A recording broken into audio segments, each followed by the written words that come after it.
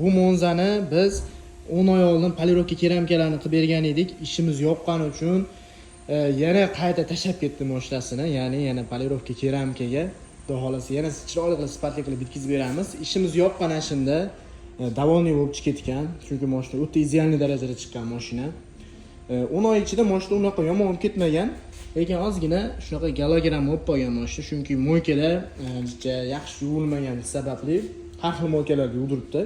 Shuning uchun ozgina shunaqa pausini galogram bo'lib qolgan, lekin mashina unaqa chizilib ketmagan. Keramik ustida turibdi. Gidrofoblari bor hali. Mashina bliskigacha cho'tki turibdi mashina hali. Xudo xolasa yana ishlarni idealni qilib, yo'qki polirovka o'tib, keramikasini surib beramiz. Shuning uchun detallari skochda o'ralmagan. Shunday finish etap polirovka o'tiladi, keramik surilib beradi. Finish etapda o'tishining sababi shu pausinalarni yo'qotish.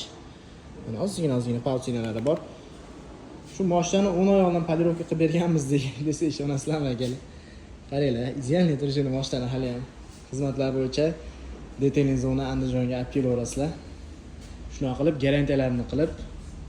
garantiyalarni berib ishlarni qilib beramiz. Ikkinchi marta qildirayotgan mijozlarimizga chegirma bor.